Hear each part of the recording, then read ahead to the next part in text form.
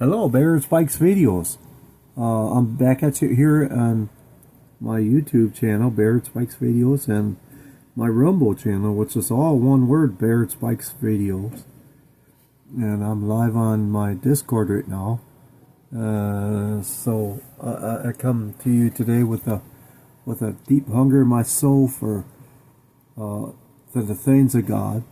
I got to see my great brother and friend, Brother Matt Maddox, today. That was all right. Man, it's good to see him. But I got a message that I thought was really good. The other day that I ran across the book of Jeremiah chapter 24, talking about the fig tree, the fig leaves from the fig trees, and interesting event here happens. Let's see if I get my phone to focus good on the screen. Here in Mark 11, starting at verse 12 and chapter 11, I believe it's Matthew chapter 20. Is it 20 that talks about it too? Somewhere's in there. Well, it's about on the morrow, when they were come from Bethany, he was hungry. Jesus was hungry. Well, what would Jesus be hungry of? Oh, in the flesh, he was hungry with his flesh, being the Son of God according to the flesh. But what is he hungry for in the spirit sense? You know, I think he's hungry for us to love and praise and worship him with all of our heart, soul, mind, and strength, everything that's in us. When he's seeing a fig tree afar off, having leaves, and came, and it, if happy he might find any other thereon, and when he came to it, he found nothing but leaves, for the time of the figs were not yet. There was no fruit. He wasn't too happy about that, I guess. And Jesus answered and said unto them, No man eat of this fruit of thee hereafter forever. And his disciples heard it. Now, of course, my mind went crazy with the message that the fig tree is a representation of a child of God, and there's always been an argument, well, not an argument, like a misunderstanding of the holiness, separation of the world, and the apostolic church. And God showed me this, that a person could be have the look and still not have the fruit. The fruit. I've read in here, and there's a whole story about the figs that the Lord is showing in Jeremiah. The Lord showed me, and behold, 2 baskets of figs were set before the temple of the Lord, after that Nebuchadnezzar, king of Babylon, and he carried away the whatever that guy's name, the son of him, king of Judah, and the princes of Judah, with the carpenters and smiths from Jerusalem, and he brought them to Babylon. And he goes on and talks about the basket. Some figs are good, and some figs are they were ripe, but the other ones were naughty figs. The ripe figs is the ones that are separate from the world, living a holy life, and they're doing it for the pleasing of God. That's the thing that God is hungry for us to have both the separation of the world and the holiness of God resting in our soul, and living it the right way to please him, not to do it because the other person, because somebody else does it, and somebody says I have to do it, so I do it because I'm told to do it, and I'm not doing it on the pleasing to God. So you do it, and you end up being one of them ones that's a bad fruit or no fruit coming off the tree that looks like everybody else. And that if you take that fruit, the evil fruit, it could cause you to misinterpret what the Word of God is talking about, of being separate from the world. And you can be poisoned by that poison. Somebody can offend you from a long time ago over this issue. Some of the ones that don't have the right fruit from that holiness tree, so to speak, will walk around and affect newbies that come into the church. And they'll create a friction. These people are lost and they're dying because they got poisoned fruit in their system. They don't do it to honor God. They do it because somebody told them to do it, because they did it.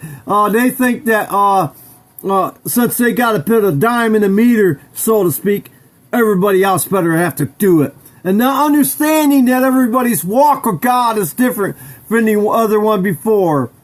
And the good fruit is one that lives holy, has the dress, has the look, and has the genuine love in their heart for God. And they want to do it to honor God, to love God with all their heart and all their soul and all their might. Everything they got with all their strength.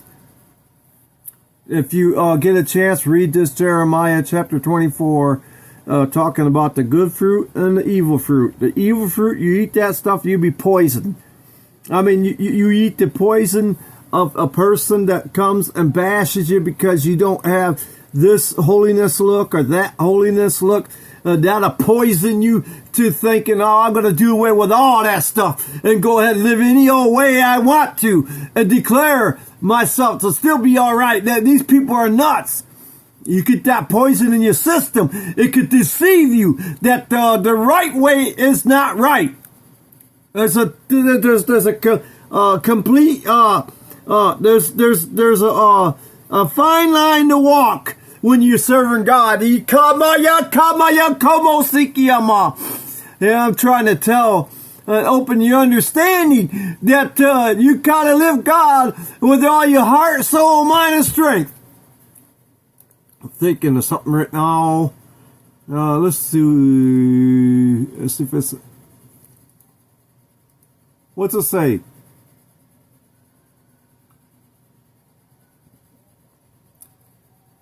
That's spiritual gifts. Let's try.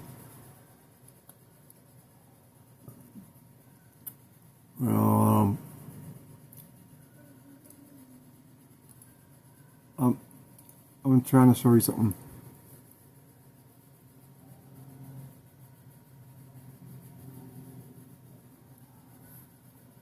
I can't find it. Where it tells you to worship God with your soul and your body. Your body and soul is the word for singing this. Compass us with so great a cloud of witness. Let us lay aside every weight and sin that beset you. You can't run. I'll tell you what. Back in Mark, where we was just at, where Jesus was 11,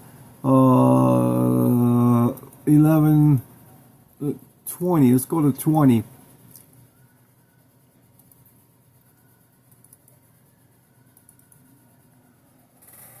And in the morning, as they passed by, they saw that the fig trees was dried up from the roots. I mean, God has no. He doesn't care for people that don't have it in the heart. They could be having a look and be have deadly viper venom in their system. Their fruit is not right. It's not perfectly ripe. It is what do you call it when the fruit gets bad? It's just rotten. Rotten is a fruit. You eat that stuff, it's just nasty and not good for you. That's why you don't want to eat that stuff and swallow it. You swallow it then all of a sudden you can be deceived and pulled away from what was really right. He wants us to be right. Peter, after Peter called him to remembrance, well, I could run out of time. Say unto him, Master, behold, the fig tree which thou cursest is withered away. I tell you what, Lee Stone King said, if they shall fall away, there's going to be a big shaking of a lot of people because they don't hold the holiness and the separation from the world important. I tell you what, you got to have that, and you got to have reaching the lost in your heart equally with the love of God. You can't do this stuff because you're told to, and you're bitter about it. You got to do it for the love of God, to honor God. Jesus said, have faith in God. You got to believe in, and this is some of the stuff, very fair I say unto you that shall say unto this mountain, any mountain problem that you have, be removed, and you shall know, and you don't doubt in your heart, but shall believe that these things which he saith shall come to pass. He shall have over whatsoever he saith.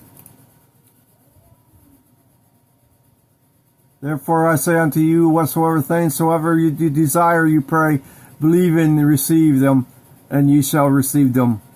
This is the whole key about this situation.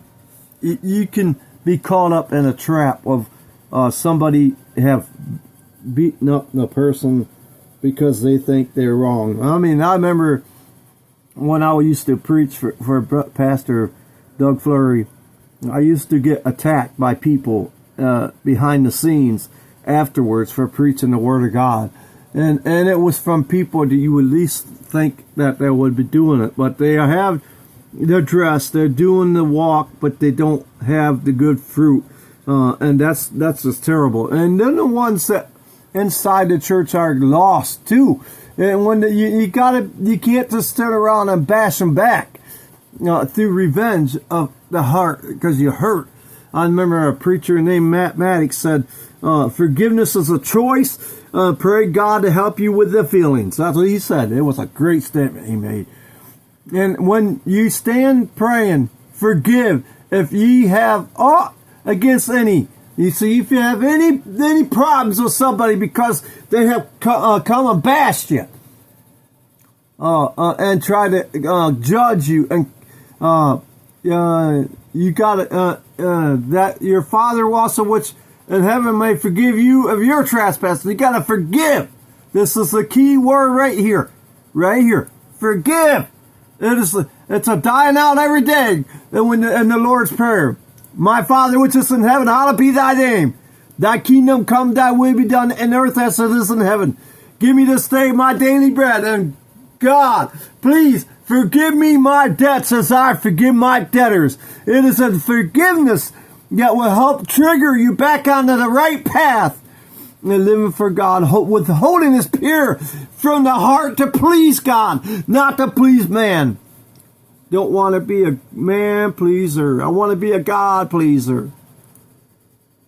But if you do not forgive, neither will God forgive which is in heaven forgive your trespasses. You can't go around having unforgiveness in the heart. It will cause all kinds of bitterness and strife, and there's a lot of bad fruit that comes with unforgiveness. And a person that might have the look could have that, and a person that's been affected by that could be full of unforgiveness and use other devices to try to cope with it. And the only coping is dying to yourself every single day. And I'm out of time. Man, I'm out of time. I can only do 15 minutes, and I'm going to have to blow this up.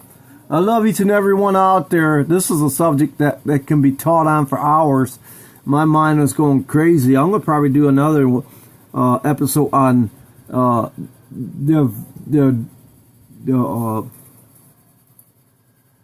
fig tree. All right, I love you guys. I'm done. Not all of time. Peace out. God bless you.